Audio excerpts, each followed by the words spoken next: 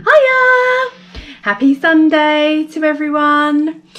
Okay, so this has been a super busy week for me.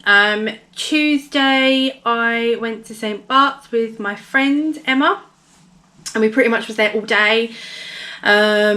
We see my consultant, my lead consultant, and we had a chat with her, and we spoke about the fact that I have cancer, of course, and she talked me through my treatment, which was that I'm gonna have chemo and radiotherapy. I kind of asked, how long is this gonna take, when will chemo start? And she said, oh, in a couple of weeks. And I was like, how come you have to take so long? Because it feels like I have this poisonous ticking time bomb in my body, and I'm getting quite concerned that it's growing larger and it's going to spread. And she said a couple of weeks won't hurt. So, she's the professional, she knows what she's talking about, so I'm going to have to kind of go with her lead on that. And then they took me out and introduced me to the clinical specialist nurse for oncology, and the radiographer that would be doing my my radiotherapy. And they had explained that I would have to, do laxatives every day for my radiotherapy, because I have to empty all of my bowel out. So my anatomy is exactly the same every single day, because they line up where your anatomy is with the machine. And so I was just like, this is horrific. This is exactly not what I fancy. And we just kind of said, if there's anything else that we can do to support you.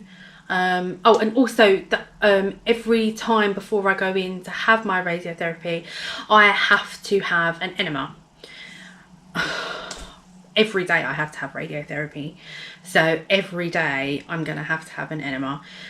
I mean, anyone that knows anything about an enema, it does not sound great. So I feel really pants about that.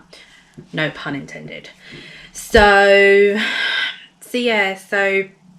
that pretty much was it. Had to have a blood test done. They wanted to check, if I was the best and as healthy as I could be.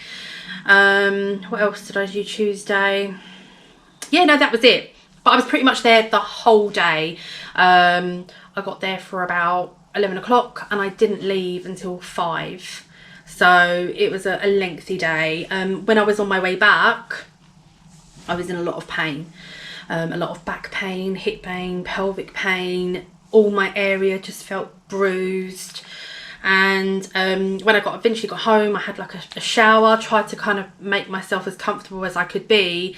I took some morphine, and I still was sobbing in so much pain. And I still wasn't that great come Wednesday. I just pretty much vegged out on the sofa the whole day. That's pretty much what I had to do. And then I was told that I had to go on Thursday for my PET scan at St. Bart's, and I had to fast and things for that. And I was also told by the consultant Friday I would have my exploratory procedure done, and I had to be at the hospital for 7 a.m. So I would have to leave my house at 5 a.m. to get there. The procedure is to insert cameras in my bladder, my vagina and my bowel. So again, just feel awful about that. So yeah. Hiya! So here I am at my tube station waiting to go to the London hospital. I'm absolutely freezing. It's like the day it snowed in London. So hopefully we get there super quick. See you then. And here we are. We've made it. I don't feel as cold as I did when I was at my tube station. But here we are. We've made it. Hiya, so I'm here at the PET scan. I'm not allowed to film, so I've taken a sneaky one just to say I'm about to have a cannula in, and then I'm ready. So Thursday didn't kind of go to plan.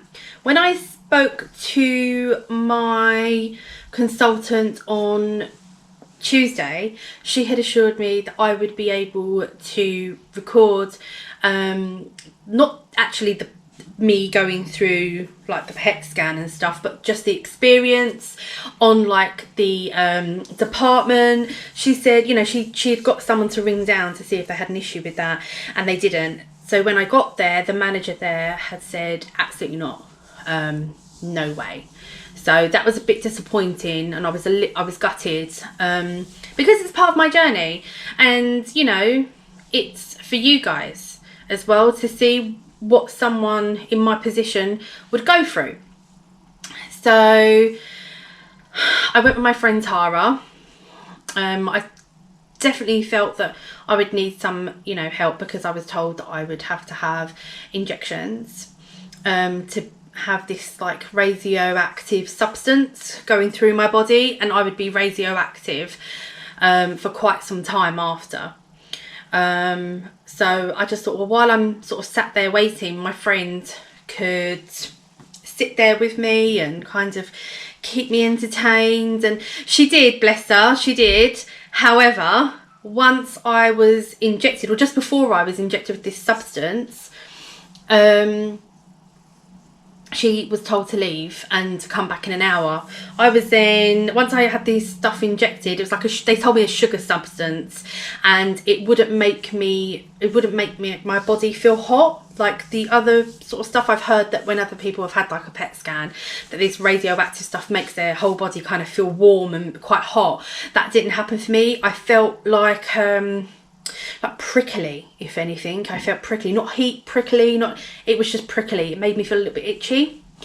And I sort of said that, you know, I feel a bit itchy, and they went, oh, you're fine. So, you know, again, not listened to. But yeah, so once I was injected with this stuff, I then was put into a room like no bigger than a police cell.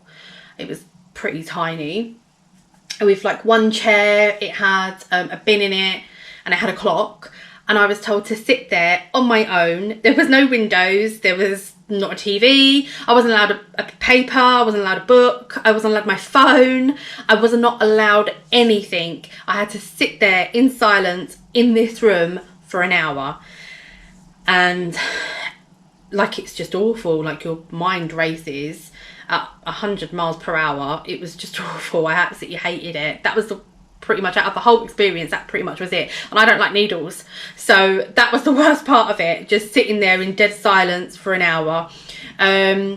Once they come and got me, they said, you know, we're going to put you through like a donut, and yeah, it will take about 20 minutes all in all. So I did. That did it, and I went through the tunnel, and you know, it wasn't painful. There was no pain.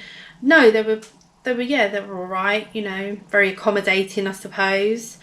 Yeah, so when I left there, they had said to me, you know, you're not allowed to hug pregnant people, you're not allowed to hug any children under the age of 10, you're not allowed to be within 6 meters of them.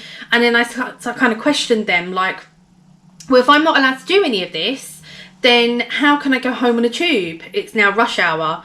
So they were like, oh no, but you'll be fine to go on the tube. And I went, but you've just told me I can't be within 6 meters of them. So it was a lot of very conflicting information. So and it was, the reason why I couldn't be with them and near them is because I was radioactive, and I was going to be radioactive right up until like 4 hours after. So when I got home, I still couldn't hug the baby, I couldn't bath him, I couldn't put him to bed. So that was hard. So I just felt like if I couldn't do any of that, but I was allowed to go on the tube, it just didn't make sense. So yeah, just super conflicting. So yeah. Morning. So it's really early in the morning.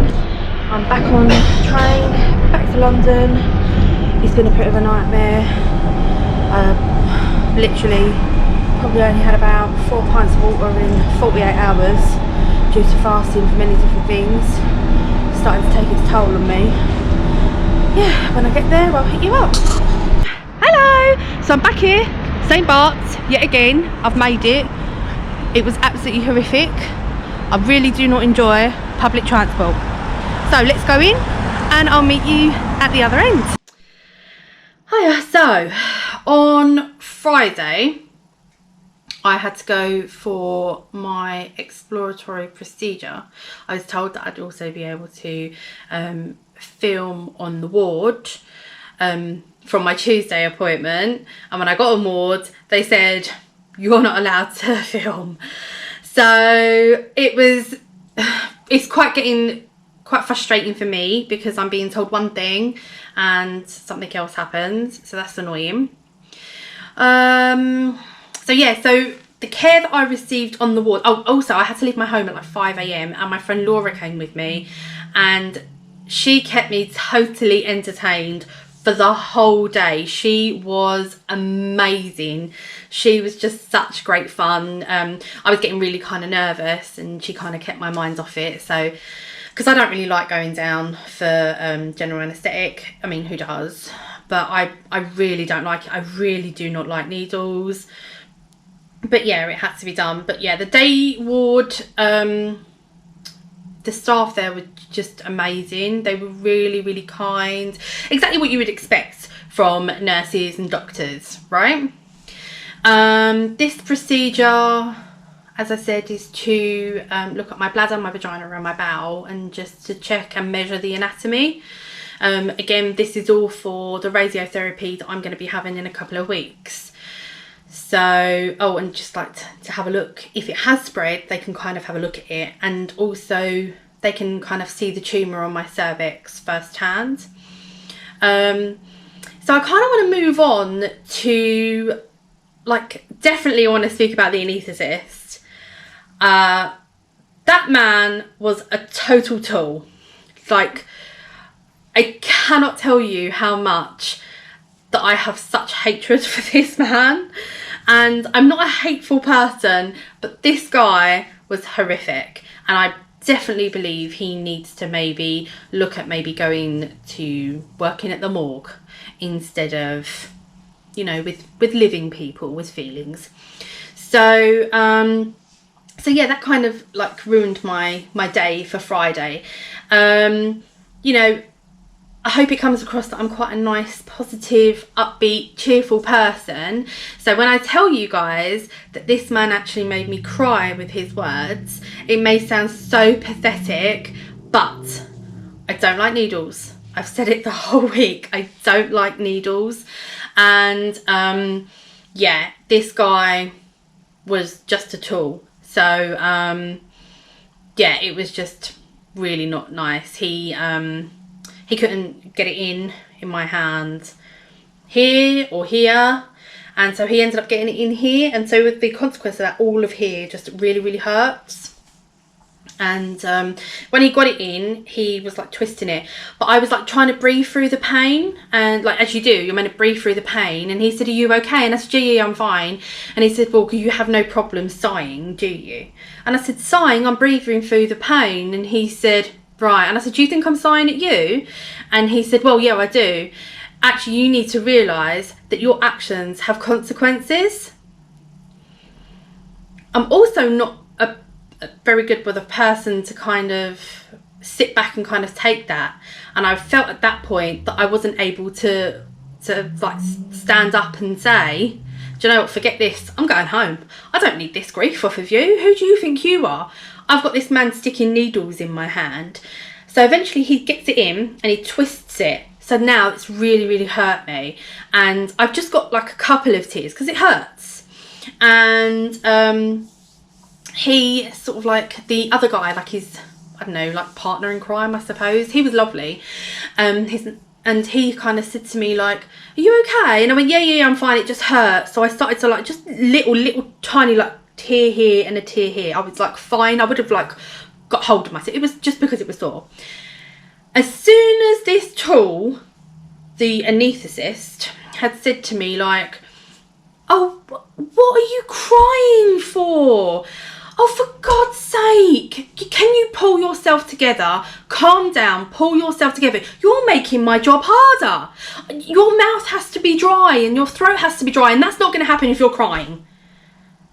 And I was like, it was like just floods of the floodgates just opened, and I started crying, and I was like, I cannot believe this man is actually shouting at me, and I am literally laying here taking it. And I was considering, even at this point, because I'm not that type of person that will let anybody speak to me in any type of way, I was actually considering getting off of that bed, bare ass cheeks and all, and just walking back to the ward, because he spoke to me so poorly. But before I could kind of gather my thoughts as to how I should respond back, I woke up. So they'd obviously just put me under as like this was all going on. And when I sort of came round, I had tried to pull the tube out. I'd pre-warned that I did come round early. And again, the anaesthetist didn't take that on board. So my eyelids were still sellotape shut, and I'm trying to pull out the tube. And so all of my windpipe was bruised for a couple of days and really, really sore. I couldn't really eat because I couldn't swallow anything. Yeah, I really didn't feel well at all. Like Friday evening, Saturday.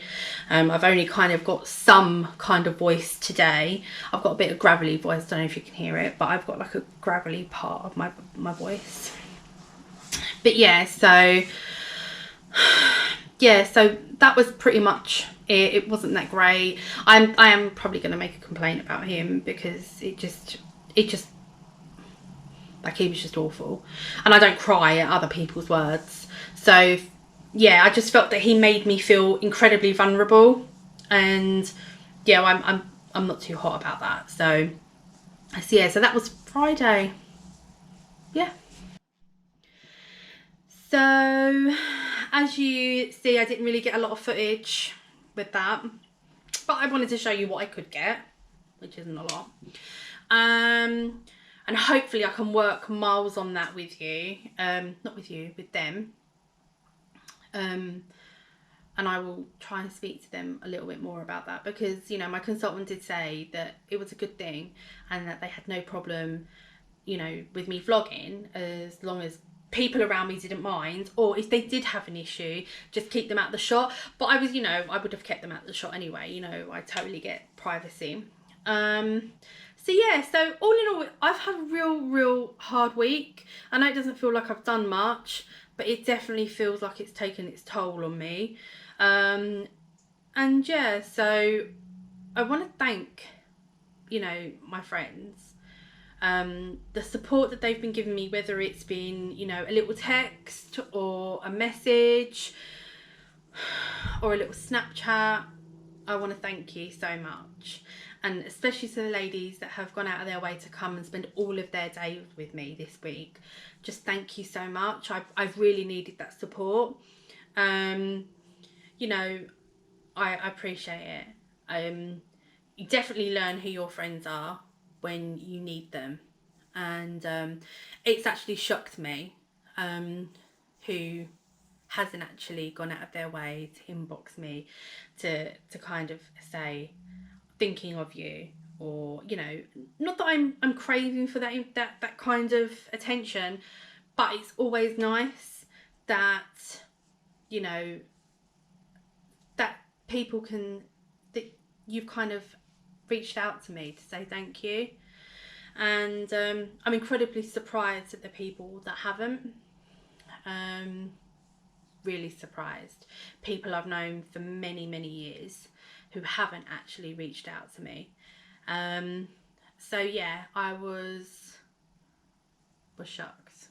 So, but that's fine. You know, I'm getting lots of love from the friends that have been doing that, and I just want to thank you for continually supporting me.